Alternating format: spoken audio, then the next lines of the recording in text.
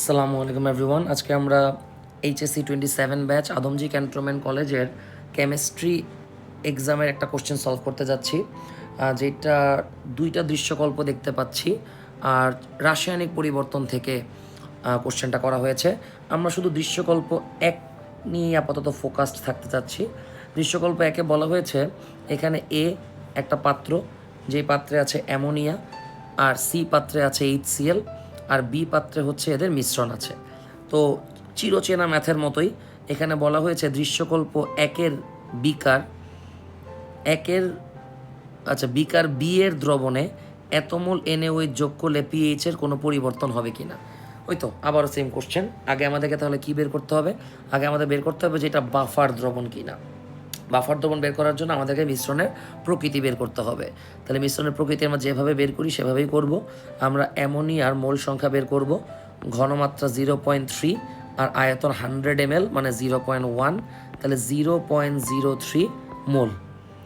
আমরা HCl এর মোল সংখ্যা বের করব, কিন্তু এখানে HCl এর ভর দেওয়া, তাই W/M দিয়ে করব। W হচ্ছে 1, আণবিক ভর হচ্ছে 36.5। যদি ক্যালকুলেটর চাপি তাহলে আসতেছে 0.027 মোল। ওকে, এবার আমরা বিক্রিয়া করব। NH3 আর HCl যদি বিক্রিয়া করে তাহলে তৈরি হবে অ্যামোনিয়াম ক্লোরাইড। ওকে, আচ্ছা, এখন আমরা স্পষ্ট দেখতে পাচ্ছি যে অ্যামোনিয়ার মোল সংখ্যা হচ্ছে 0.03, যেটা HCl এর মোল সংখ্যার চেয়ে বেশি। তার মানে যার মোল সংখ্যা কম সেটা কি হবে? শেষ হয়ে যাবে। তাহলে আমরা বলতে পারি 1 মোল HCl বিক্রিয়া করতেছে 1 মোল NH3 এর সাথে, সুতরাং 0.027 মোল HCl বিক্রিয়া করবে 0.027 মোল অ্যামোনিয়ার সাথে। অর্থাৎ যেহেতু HCl শেষ হয়ে যাচ্ছে তাহলে অবশিষ্ট থাকবে অ্যামোনিয়া। কতটুকু অবশিষ্ট আছে? 0.003 থেকে 0.027 মাইনাস করে দিচ্ছি, তাহলে আমাদের মান আসবে 0.003 মোল। এখন অবশিষ্ট তো আছে অ্যামোনিয়া, তাহলে মিশ্রণের প্রকৃতি ক্ষারীয়, বাট এটা বাফার দ্রবণ কি না। বাফার দ্রবণ হওয়ার শর্ত হচ্ছে যদি মিশ্রণে অবশিষ্ট যে থাকবে সে যদি দুর্বল হয় তাহলে সেটা একটা বাফার দ্রবণ হবে। সেটা যদি দুর্বল অ্যাসিড হয় তাহলে অম্লীয় বাফার, যদি দুর্বল ক্ষার হয় তাহলে ক্ষারীয় বাফার। যেহেতু অ্যামোনিয়া প্রকৃতপক্ষে কোনো ক্ষার না, কারণ এখানে হাইড্রক্সিল মূলক নাই, তার মানে এটা একটা দুর্বল ক্ষার হিসেবে পরিচিত বা এটা ক্ষারীয় প্রকৃতি হিসেবে পরিচিত। তাই আমরা অবশ্যই বলতে পারি যে এটা একটা ক্ষারীয় বাফার। যদি এমন হইতো যে এখানে মিশ্রণে অবশিষ্ট আছে HCl, তাহলে কিন্তু এটা একটা শক্তিশালী অ্যাসিড, তখন কিন্তু আমরা বলতাম যে দ্রবণটি বা মিশ্রণটি বাফার না। আচ্ছা, তো এখন যেহেতু আমরা জেনে গেছি এটা একটা বাফার দ্রবণ, তার মানে ডেফিনেটলি এখানে pH এর মানে কোনো পরিবর্তন হবে না। কিন্তু এখানে মুখে মুখে বললে কিন্তু হবে না। কিছু সময়ের জন্য আমরা কোশ্চেনটার কথা ভুলে যাই, আমরা সিম্পলি মিশ্রণের pH নির্ণয় করে ফেলি। আমরা জানি বাফার দ্রবণ যদি হয় তাহলে সেটা pH বা pOH নির্ণয় করার জন্য আমরা হ্যান্ডারসন-হ্যাসেলবাদ সমীকরণ ইউজ করে থাকি। যেহেতু এটা ক্ষারীয় বাফার তাহলে আমরা pOH বের করব। সূত্র হবে PKB প্লাস লগ লবণের মোল সংখ্যা ডিভাইডেড বাই ক্ষারকের মোল সংখ্যা। এখানে প্রশ্নে কিন্তু কেবি এর মান দেওয়া আছে, তাহলে ডেফিনেটলি এখান থেকে আমরা পিকেবি পেয়ে যাব।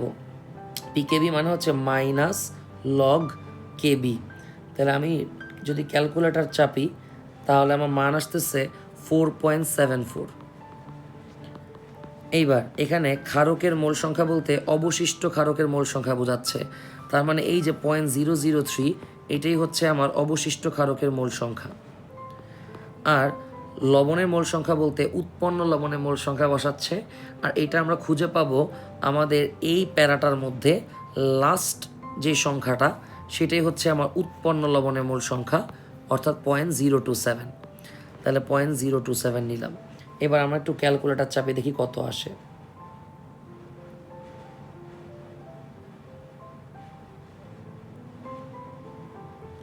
যদি ক্যালকুলেটর চাপি তাহলে আমাদের মান আসতেছে 5.69। এটা তো পিওএইচ আসতেছে, তাহলে পিএইচ এর মান কত? ডেফিনেটলি আমরা 14 থেকে বিয়োগ করে দিব, তাইলেই হবে 5.69, তাহলে আসলো 8.31 মিশ্রণের পিএইচ। আচ্ছা, এইবার আমরা প্রশ্নে ফিরে যাই। প্রশ্নে কিন্তু মিশ্রণের পিএইচ চায় নাই। প্রশ্নে বলছে যে এই মিশ্রণে আমরা 0.0001 মোল NaOH যদি যোগ করি তাহলে পিএইচ এর মানের কোনো পরিবর্তন হবে কি না। তাহলে এই হিসাবটা তো আমরা করলাম না। তো এই জিনিসটাই সাধারণত বোর্ডে কিংবা কলেজে তেমন আমরা আসতে দেখি না, বাট এটা আমরা অ্যাডমিশনে ঠিকই আসতে দেখি। তো যদি আপনি মিশ্রণে যে অবশ্যই এক্সট্রা অ্যাসিড বা ক্ষার যোগ করতেছেন সেটা ভ্যালিউটা যদি দিয়ে দেয়, সেই ক্ষেত্রে কিন্তু আপনার সূত্রে একটু চেঞ্জ আসবে। তখন সূত্রটা কি হবে এটা একটু দেখি আমরা। তখন আমরা POH equals to PKB plus log. এইবার আসি, আপনি কি যোগ করতেছেন? আমরা এখানে ক্ষার যোগ করতেছি, আবার আমার বাফারটাও একটা ক্ষারীয় বাফার। তাহলে ক্ষারীয় বাফারে যদি ক্ষার যোগ করি তাহলে ডেফিনেটলি ক্ষারকের যেই ঘনমাত্রা বা মোল সংখ্যা সেটা বৃদ্ধি পাবে। তার মানে নিচে যে আমার NB আছে ক্ষারকের মোল সংখ্যা, তার সাথে ওই যে আমি সোডিয়াম হাইড্রোক্সাইডের মোল সংখ্যা অ্যাড করেছি সেটা কি হয়ে যাবে? যোগ হয়ে যাবে। যদি এখানে আমি NaOH যোগ না করে HCl যোগ করতাম তাহলে ক্ষারীয় বাফারে আপনি অ্যাসিড যোগ করতেছেন, সেই ক্ষেত্রে কিন্তু মোল সংখ্যা কমে আসবে। তখন সেখানে আমি প্লাস না দিয়ে কী করতাম? মাইনাস দিতাম। এবার আসি উপরে কি করব। যদি নিচে আপনি প্লাস দেন তাহলে উপরে মাইনাস দিতে হবে, আর নিচে যদি মাইনাস দেন তাহলে উপরে প্লাস দিতে হবে। এই হচ্ছে আমাদের সূত্রের চেঞ্জ। এইবার আমরা অঙ্কটা আবারও করি।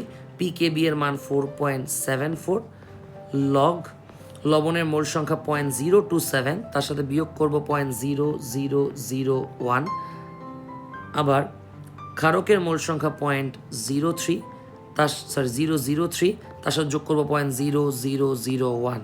এইবার দেখি আমাদের মানটা কত আসবে। 0.027 থেকে যদি 0.0001 বিয়োগ দিই, 0.003 এর সাথে 0.0001 যোগ করি, এটাকে লক করি, তার সাথে 4.74 যোগ করি, আমাদের মান আসবে 5.67। অর্থাৎ মানে দেখেন তেমন পার্থক্য আসে না, একবারে কাছাকাছি। ওকে, তো এইটাই হচ্ছে আমাদের এই ম্যাথের টুইস্ট।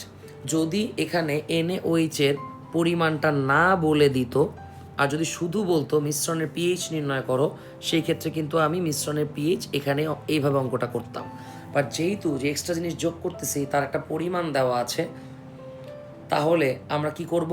যদি এটা ক্ষারীয় বাফার হয়, ক্ষারীয় বাফারে ক্ষার যোগ করলে নিচে আমরা কি করব? প্লাস করব, তাহলে উপরে মাইনাস হয়ে যাবে। আর যদি ক্ষারীয় বাফারে অ্যাসিড যোগ করি তাহলে নিচে মাইনাস করব, উপরে তখন প্লাস হয়ে যাবে। আমি আরও জিনিস বলি, যদি এটা অম্লীয় বাফার হইতো তাহলে নিচে আমরা Na আর উপরে তো NS লিখতাম। এখন অম্লীয় বাফারে যদি অম্ল যোগ করেন তাহলে প্লাস, আর অম্লীয় বাফারে যদি ক্ষার যোগ করেন তাইলে মাইনাস। আবার নিচে প্লাস হইলে উপরে মাইনাস, নিচে মাইনাস হইলে উপরে প্লাস। আশা করি সবাই বুঝতে পেরেছেন। ধন্যবাদ।